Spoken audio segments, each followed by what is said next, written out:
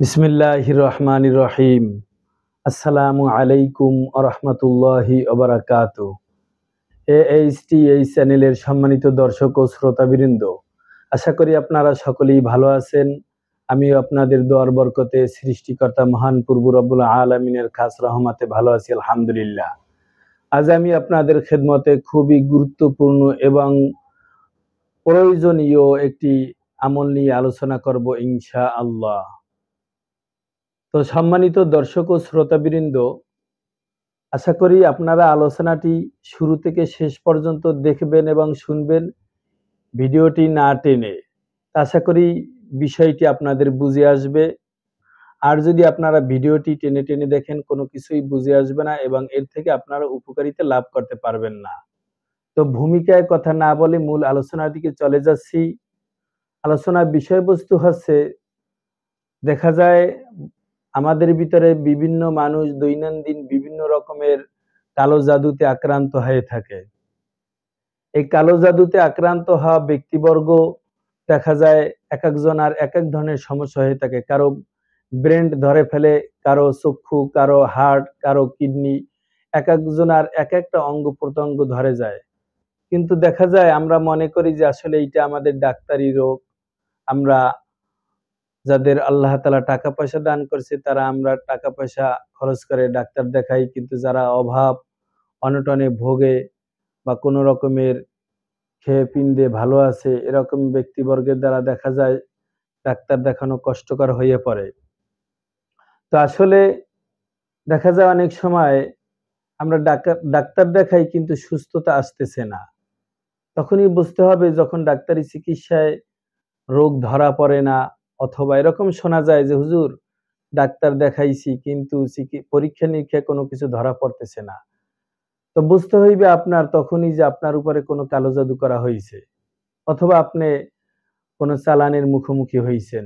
যেভাবেই হোক না কেন মূল কথা হলো আপনি জাদুগ্রস্ত।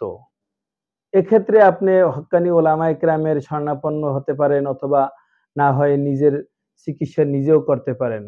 এক্ষেত্রে একটি পরীক্ষিত এবং পাওয়ারফুল আমল আপনাদেরকে আমি বলে দিচ্ছি। আমলটি হলো সূরা ফালাক।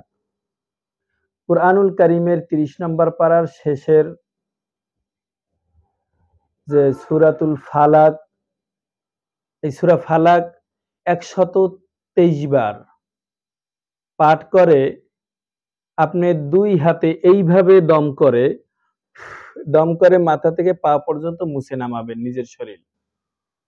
এবং সূরা নাস ১১৪ নম্বর সূরা, এই সূরা নাস ১২৩ বার পাঠ করে এই ২ হাতে এভাবে আপনি দম করে মাথা থেকে পা পর্যন্ত নামিয়ে ফেলবেন।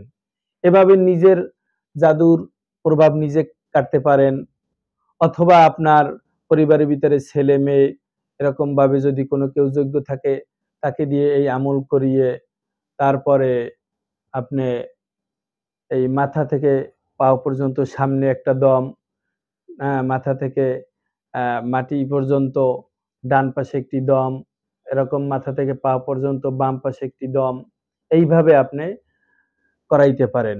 তাতেও ইনশাআল্লাহ এই জাদুর প্রভাব কেটে যাবে। আর যদি গায়রে মাহরাম কোনো কারো দিয়ে করান, সেক্ষেত্রে সূরা ফালাক ১২৩ বার পরে, যেটাকে গ্রাম্য ভাষায় আট্টেলি ডাল অথবা আড়ালি ডাল বলা হয়, বিভিন্ন জায়গায় বিভিন্ন অঞ্চলে বিভিন্ন নাম এটার।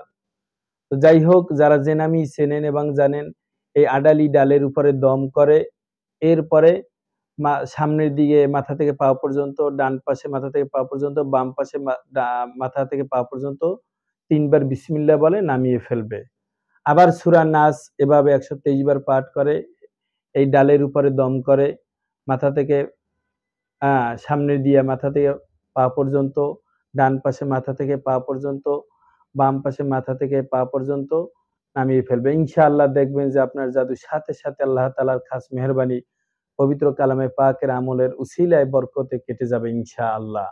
তো সম্মানিত দর্শক ও শ্রোতাবৃন্দ, আপনাদের যদি আলোচনাটি উপকারী মনে হয় তাহলে অন্য মুমিনের খেদমতে শেয়ার করে দেন।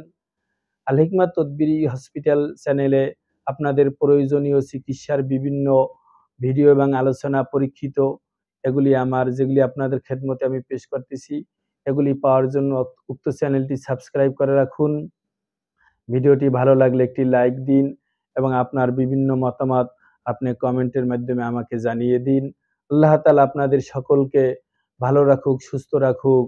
হ্যাঁ, দৃশ্যমান অদৃশ্যমান জিন এবং ইনসানের ভিতরে যে সমস্ত দুষ্কৃতকারী আছে এদের কালো জাদু থেকে আল্লাহ তাআলা আমাদের সকলকে হেফাজত করুক, উম্মতে মুসলিমাকে হেফাজত করুক। আসসালামু আলাইকুম ওয়া রাহমাতুল্লাহি ওয়া বারাকাতুহু।